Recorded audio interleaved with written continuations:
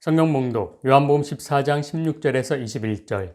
내가 아버지께 구하겠으니 그가 또 다른 보혜사를 너희에게 주사 영원토록 너희와 함께 있게 하리니 그는 진리의 영이라. 세상은 능히 그를 받지 못하나니 이는 그를 보지도 못하고 알지도 못함이라. 그러나 너희는 그를 아나니 그는 너희와 함께 거하시며 또 너희 속에 계시겠음이라. 내가 너희를 고아와 같이 버려두지 아니하고 너희에게로 오리라. 조금 있으면 세상은 다시 나를 보지 못할 것이로되 너희는 나를 보리니 이는 내가 살아있고 너희도 살아있겠음이라. 그날에는 내가 아버지 안에 너희가 내 안에 내가 너희 안에 있는 것을 너희가 알리라. 나의 계명을 지키는 자라야 나를 사랑하는 자니 나를 사랑하는 자는 내 아버지께 사랑을 받을 것이요 나도 그를 사랑하여 그에게 나를 나타내리라. 아멘. 하나님의 은혜와 사랑이 여러분들의 삶에, 가정에 가득 넘쳐나시고 늘 행복하고 사랑이 충만한 가정 되시기를 주님의 이름으로 축원합니다. 여러분, 나와 내 집안은 여호와 하나님만을 섬기겠다라고 지난주에 말씀대로 선택하셨습니까? 이 질문에 예스라고 대답하신 분들은 참 지혜로운 선택을 하신 것입니다. 요즘 새벽에 잠언을 묵상한다고 말씀을 드렸었습니다. 잠언을 통해서 지혜가 무엇인지, 어리석음이 무엇인지 한 번 더 묵상하게 되는데요. 그러면서 내리는 결론이 시야입니다. 시야. 시각의 차이라는 것입니다. 카메라 용어로 하면 화각이라고 합니다. 카메라에 뷰파인더라고 직사각형의 창틀이 있는데 그 틀을 통해서 내가 찍고자 하는 화면을 보는 것입니다. 그런데 줌인해서 화면을 당기면 보이는 것은 피사체 하나이고 반대로 줌아웃해서 화면을 밀면 피사체 주변의 배경까지 넓게 보게 됩니다. 여기서 표준 렌즈를 카메라에 장착하고 보면 그 직사각형 틀에 최대한 담을 수 있는 화면에는 한계가 있게 됩니다. 더 이상 더 넓게 화면에 담을 수가 없습니다. 그 창틀로 보이는 것이 한정적인 것입니다. 그런데 광각이라는 렌즈를 장착하고 보면 그 사각틀 안에서 볼 수 있는 화면의 범위가 표준 렌즈로 볼 때보다 몇 배로 커집니다. 이것을 시각의 차이라고 말할 수가 있겠습니다. 그런데 하나님이 주신 지혜를 장착하고 세상을 보면 내 눈으로 보는 것이 표준이다라고 생각했던 것보다 더 넓게 그 범위를 훨씬 크게 볼 수 있다는 사실입니다. 사람의 시각과 하나님의 시각의 차이를 비교할 수는 없지만 제가 강아지하고 산책을 다닐 때마다 하나님의 시각을 깨닫게 됩니다. 강아지와 횡단보도를 건널 때가 있습니다. 신호등이 초록불일 때 건너가야 하는데 기다려 라는 명령을 하지 않으면 잠시 차가 지나가지 않을 때는 강아지는 막 건너가려고 합니다. 사람은 서서 보니까 지금 저쪽에서 차가 달려오는 게 보여서 당장 앞에 차가 없다고 건너가지는 않습니다. 그러나 작은 강아지는 그것이 안 보이니까 그냥 막 가려고 합니다. 횡단보도가 없는 작은 도로를 건너갈 때는 이런 현상이 더 심해집니다. 갓길에 주차되어 있는 차들 사이로 강아지가 그냥 달려나갑니다. 만일 강아지의 목줄을 잡지 않고 있다면 차가 지나갈 때 큰일 납니다. 그러나 사람은 양쪽을 보면서 차가 오는지 확인하고 안전하게 건너가게 됩니다. 그럴 때마다 저는 하나님을 생각합니다. 내가 바라보는 시야보다 하나님이 보시는 시야가 이처럼 차이가 나겠구나. 하나님께서 우리를 붙잡아 주지 않으시면 우리는 언제 불행을 당할지 모르겠구나. 역시 하나님의 은혜로 사는구나 하고 생각을 하게 됩니다. 오늘도 하나님의 은혜로 인생의 길을 건너가는구나. 참 감사합니다. 만일 강아지 주인이 지혜롭지 못해서 강아지가 차가 오든지 말든지 건너가는 것을 내버려 두면 사고가 나는 것입니다. 마찬가지로 만일 하나님께서 지혜롭지 않으셔서 우리가 우리 인생을 내 마음대로 가게 두신다면 우리는 큰 사고를 당하게 될 것입니다. 그러니 우리에게 지혜의 근원이신 하나님이 계신 것이 얼마나 감사한 일입니까? 또 반대로 주인이 볼 때 차가 오니 강아지가 못 건너가게 줄을 꽉 붙잡고 있는데 그것을 강아지가 싫다고 줄을 끊고서 건너가면 역시 큰 사고가 일어날 것입니다. 마찬가지로 하나님께서 나를 통제하고 계시는 것이 얼마나 다행이고 감사한 일인지 모르겠습니다. 그런데 그 통제에 순종하는 것도 지혜로운 모습이다라는 사실입니다. 하나님 안에 거하는 것이 안전한 것이기 때문입니다. 복음 성가 중에 내 아버지 그 품 안에서 내 영혼은 안전합니다 라고 시작하는 찬양의 가사가 바로 그런 뜻입니다. 하나님이 나를 통제하고 계시다는 것에 감사하고 순종하는 것 또한 지혜로운 태도임을 믿으시기 바랍니다. 지혜의 성경 잠언은 지혜로운 사람의 반대를 어리석은 사람으로 말씀합니다. 지혜로운 자는 두려워하여 악을 떠나나 어리석은 자는 방자하여 스스로 믿느니라. 아멘. 어리석은 사람은 인간의 자유의지를 논하면서 신이 나를 통제할 이유가 없다라고 하면서 하나님보다 차라리 내 주먹을 믿자, 이렇게 제 멋대로 사는 사람이라고 말할 수가 있습니다. 세상 눈으로 보면 개성도 있고 자주적이고 능동적이고 아주 멋있어 보입니다. 그러나 그 인생 내면은 불안하고 초조합니다. 우울하기도 합니다. 마치 부모를 잃은 고아처럼 길에 버려진 유기견처럼 분리불안 증세를 겪습니다. 왜 그럴까요? 안전하지 않아서 그렇습니다. 그 삶이 불안합니다. 그렇습니다.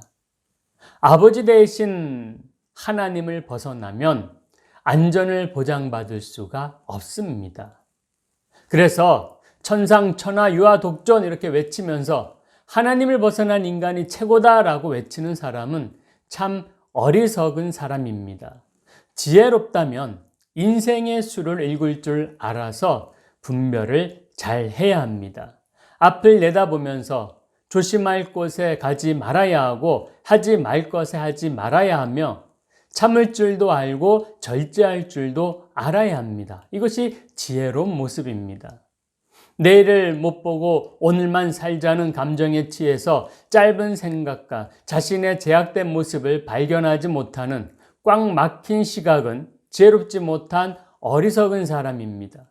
성경 전도서는 어리석은 행동을 미친 짓이라고까지 말씀을 합니다.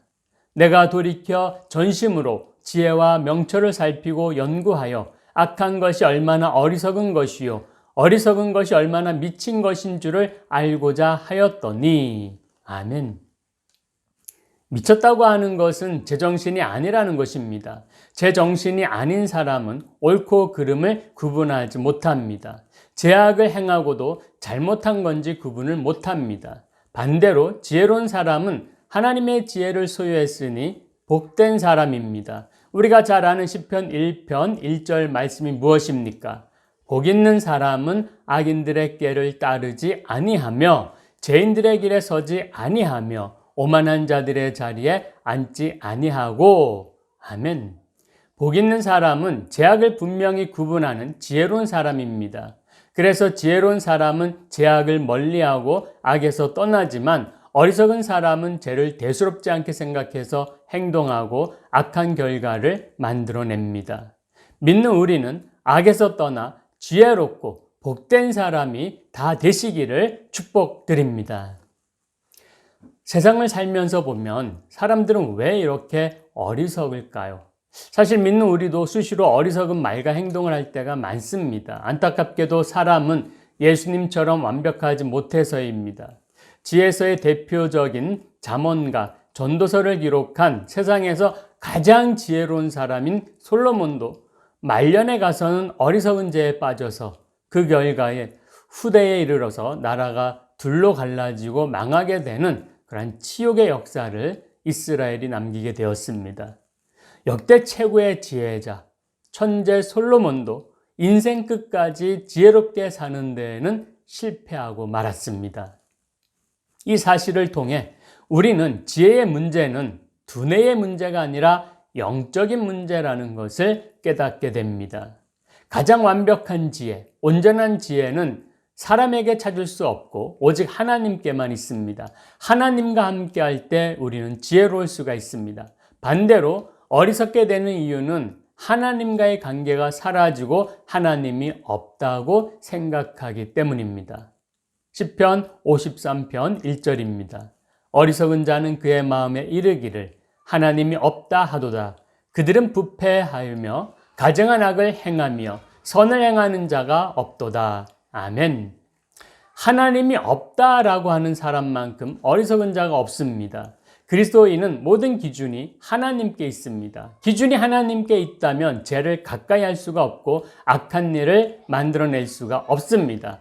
그러나 하나님을 모르는 자는 그 기준이 자신에게 있어서 선과 악도 자신이 결정하여 죄악을 저지릅니다. 그래 놓고도 내가 죄를 저질렀는지 모르는 그런 어리석은 태도를 취하게 됩니다. 그러나 지혜로운 사람은 인생을 하나님께 기준을 두고 하나님 안에 거하는 사람입니다. 이것은 교회를 다니든지 안 다니든지 상관없습니다. 내가 하나님 안에 거하고 하나님이 내 안에 거하느냐 하는 사실이 중요합니다. 우리가 하나님 안에 거할 때 우리는 온전한 지혜자가 될 수 있다는 이 사실을 꼭 기억하시기를 바랍니다. 오늘 본문 17절 말씀입니다. 그는 진리의 영이라 세상은 능히 그를 받지 못하나니 이는 그를 보지도 못하고 알지도 못함이라. 그러나 너희는 그를 아나니 그는 너희와 함께 거하시며 또 너희 속에 계시겠음이라. 아멘. 이 말씀의 후반절을 보면 우리와 함께 거하면서 우리 속에 계시는 분으로 진리의 영을 소개하고 있습니다.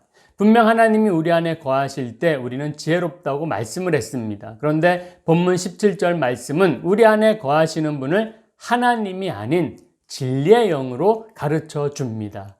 이 사실을 종합해서 볼 때 하나님께서 우리 안에 거하실 때는 진리의 영으로 거하신다라는 것을 알 수가 있습니다. 진리의 영이 곧 지혜의 영입니다. 그리고 그 영이 우리에게 임할 것이라고 예수님이 승천하시면서 말씀하셨습니다. 또 다른 보혜사를 너희에게 주사 영원토록 너희와 함께 있게 하리니 그는 진리의 영이라. 아멘. 부활하신 예수님이 하나님 나라로 승천하시고 보내신 지혜와 진리의 영, 바로 보혜사 성령입니다. 오늘이 바로 성령님이 강림하신 성령 강림절입니다. 이 시간 성령 강림으로 우리 모두가 항상 성령 충만하시기를 주님의 이름으로 축원합니다. 보혜사란 뜻은 보호자, 대변자, 변호사란 뜻이 있습니다. 우리를 변호하는 하나님의 영이니 얼마나 지혜롭고 똑똑하겠습니까? 거짓이 아닌 진리만으로 우리를 변호하고 보호하는 영이 바로 성령입니다. 그래서 보혜사 성령의 다른 이름이 진리의 영입니다.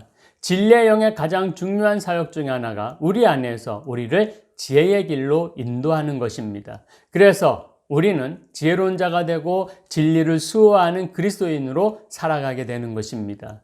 그러므로 우리는 진리의 영을 통해 주님의 계명을 순종할 수 있게 되는 것입니다. 진리의 영이 없으면 주님 말씀에 순종하지 못합니다. 길에 나가서 아무나 붙잡고 예수님 믿으세요, 예수님 말씀에 순종하세요 라고 한번 해보십시오. 진리의 영이 없는 사람은 무시하거나 싫은 표정을 짓습니다. 기분 나쁜 표정을 짓습니다. 그러나 진리의 영이 있는 사람은 아멘 또는 예 하면서 힘내세요 라고 하면서 격려까지 합니다. 그래서 진리의 영의 도움으로 우리가 주님의 계명을 지키면 그것이 주님을 사랑하는 증거가 되고 하나님의 사랑까지 받게 됩니다.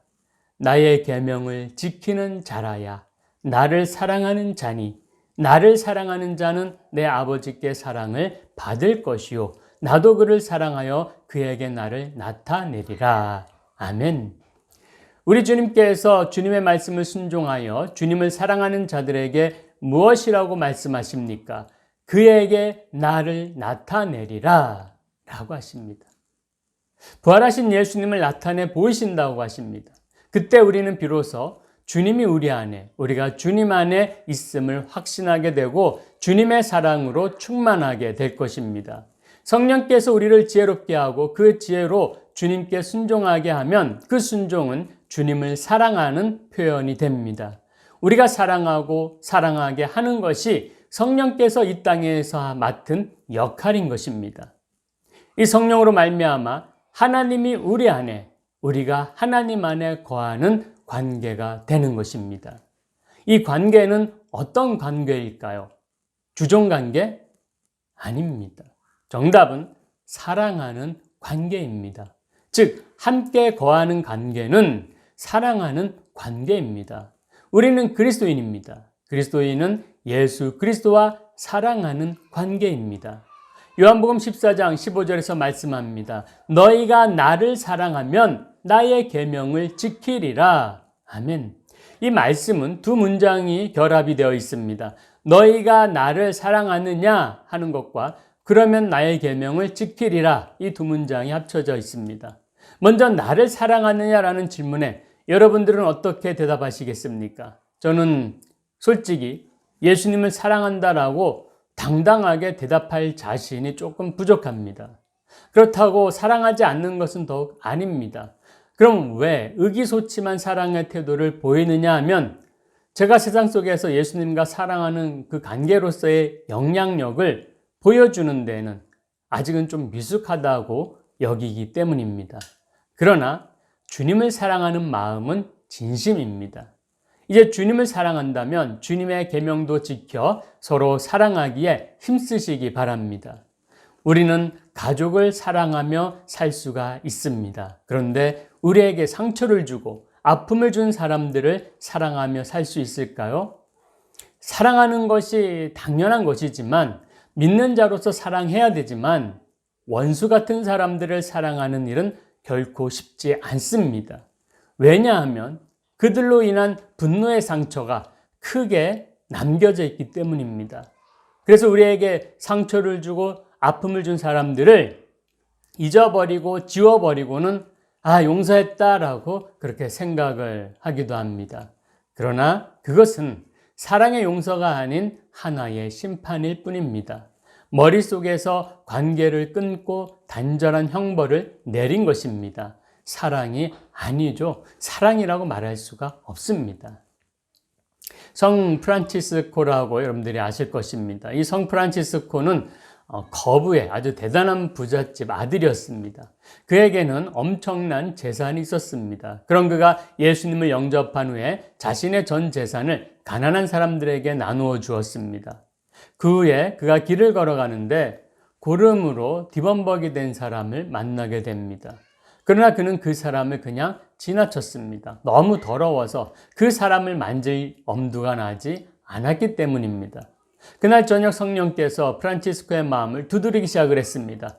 프란치스코야, 어떻게 너가 그 고름나는 환자를 지나쳤느냐? 프란치스코가 말을 합니다.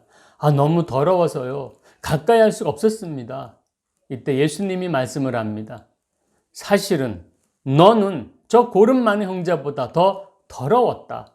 그런 너를 내가 사랑했단다. 그날의 사건을 통해 그는 이런 고백을 합니다. 나는 아버지께 받은 재산은 다 내놓을 수 있었어도 고름나는 그 형제를 사랑할 수가 없었습니다. 프란치스코의 마음을 움직인 건 성령이셨습니다. 그러기에 사랑은 우리의 힘으로 할 수가 없습니다. 우리의 능력으로 할 수 없습니다. 바로 성령님을 통해서 우리는 사랑할 수가 있습니다. 성령께서 우리에게 주신 가장 큰 은혜는 우리가 얼마나 사랑받는 존재인가를 가르쳐 주시는 것입니다. 분명한 사실은 우리가 하나님께 사랑받고 있다는 것을 깨닫지 못하는 한 우리는 절대로 다른 사람을 사랑할 수가 없습니다. 그래서 우리는 은혜 받고 성령을 받게 되면 저절로 눈물이 나는 것입니다. 고아처럼 버려지기 마땅한 나를 사랑하시는 그 하나님의 사랑을 깨닫게 되는 것입니다. 하나님의 사랑을 받으면 우리도 사랑할 수가 있게 됩니다. 우리가 정말 하나님으로부터 사랑을 받고 지혜로워졌다면 정말 하나님을 사랑하고 이웃을 사랑하고 서로 사랑하는 새 계명을 지키게 될 것입니다. 하나님께서 나를 붙잡고 통제하신 것도 나 한 사람을 향한 사랑이셨습니다. 이 깨달음의 지혜를 주신 것은 성령님도 날 사랑하시기 때문입니다. 이제 우리도 서로 사랑하며 주님의 사랑을 순종하며 지키기를 주님의 이름으로 축원합니다. 기도하시겠습니다. 사랑이 많으신 하나님 감사드립니다. 우리 하나님께서 우리를 얼마나 사랑하시는지 안전하게 보호하십니다. 우리를 통제하시면서 우리를 붙잡아 주시면서 보호하여 주십니다. 그 사랑을 통하여서 우리는 또한 지혜도 얻고 하나님 앞에서 지혜롭고 명철한 자로 살아가기도 합니다. 하나님의 그 주신 지혜를 통하여서 우리가 이 땅 가운데서 어떻게 살아가야 되겠습니까? 서로 사랑하며 순종하며 감사하며 그렇게 살아갈 수 있도록 인도하여 주시옵소서. 우리에게 더욱더 많은 지혜를 주시는 하나님께 감사드리며 거룩하신 예수님 이름으로 기도드리옵나이다. 아멘.